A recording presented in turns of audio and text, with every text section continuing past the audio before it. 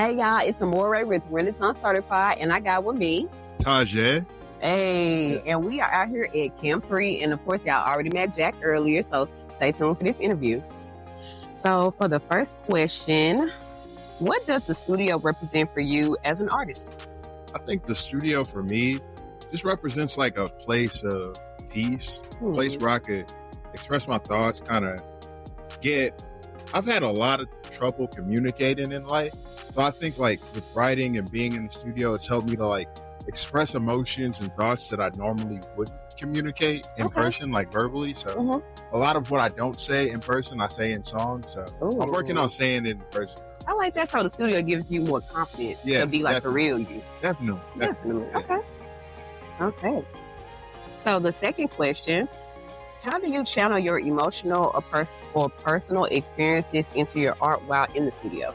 It kind of like piggybacks off that last question where it's just like a lot of things that I've never felt comfortable saying. I could be more vulnerable within the studio because it seems like a safer place to me. And it's just become that. It's become like a resting place where I could kind of gather my thoughts and get more clarity sometimes. So. Okay, cool. Just kind of allow your mind to breathe. So. Yeah, definitely.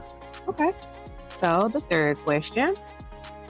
Do you usually come into the studio with a clear vision, or do you let the environment guide your creativity?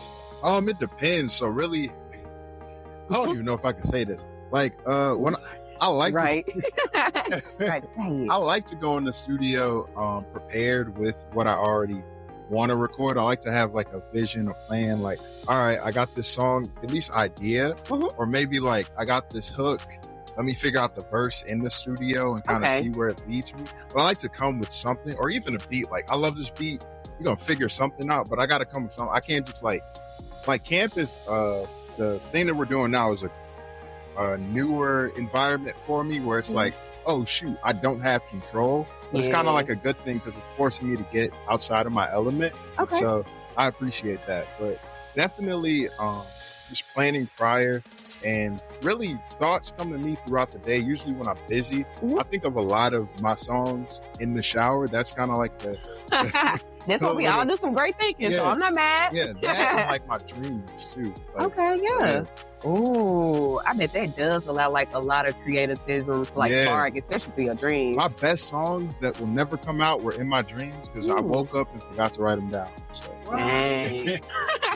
That's the worst feeling. That's funny.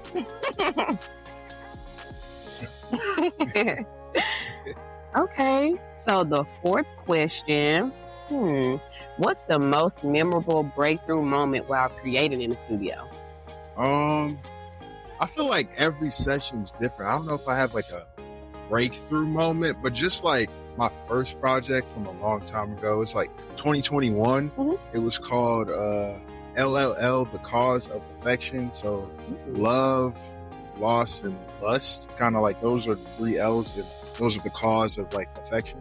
And I think just putting that and being like my first like project that's on DSPs and out everywhere, it was like just a great time for me, a way to like really become like a more professional version of myself. Okay. Oh, so you feel like that one really like shifted and created like Taj.ai from where you are today? Because like in my past, like I used to make parody songs. I'm not sure if you're familiar with Weird Al Yankovic.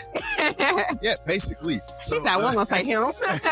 But yeah, like I'm not sure if you're familiar with the song Snapbacks and Tattoos from like back in the day. Yeah. I made a song.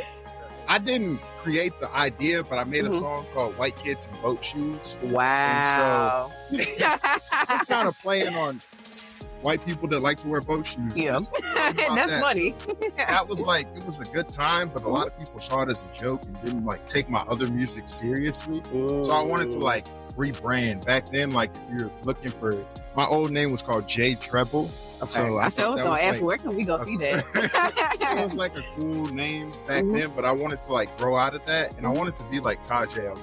I want to use my name. I want to be me, come out as me, not try to be something I'm not. So, be authentic and organic. Definitely. I feel that. You're welcome. Okay. And the last question for the night, what's one lesson you've learned about yourself while in the studio? The one lesson I've learned about myself in the studio, I would just say that I am talented. I think a lot of times, especially getting around talented people, you get imposter syndrome. Yeah. And a lot of times I'm like, dang, like, I don't know if I'm good enough. But after the last camp, I had the opportunity to work with Kelly, and the song Bento Box came out. And the reception that song got, and just people like, yo, you're Taj.ai, I seen the video. And I'm like, whoa, like people, not that I'm like starstruck or think anything different than myself, but it's like, okay, people do recognize that I do have something to offer in the music realm. And that's like a real appreciative thing. It's just a real feeling, huh? Okay, perfect. Yeah. Okay, last question. Let us know about your latest project, the Book of James. Yeah, so my latest project is the Book of James, and that's about my late grandfather. He passed a day after my birthday, so December 10th, 2023. And I was going through like a heavy grieving process. And I just needed a way, like I said earlier, just to express my emotion in a way that I didn't really know how to at the time. And like, just started writing. I wanted to dedicate something to my granddad because like, it's funny enough, like he didn't really know I was musically talented until later in life. But it was just like a great like ode to him.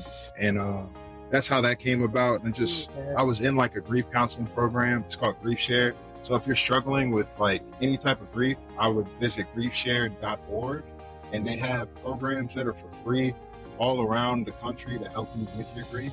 And that really helped me. It's like a 13-week program. You go through a notebook. And, that helped me through my process. And even to gather my thoughts to put into like a musical concept. Because this wasn't a project I wanted to like promote, because I'm not trying to like make anything off of my granddad. I just wanted to. That sounded like it was more of a healing process. Yeah, just honor his memory and just like commemorate him and just let my feelings exist and then like leave them, you know, to not carry the weight of the pain. Okay, so it was just helping you grieve. And Definitely. I like that. Definitely. Well, y'all be on the lookout for the Book of James. He gave us great reasons. That's why we should listen to it.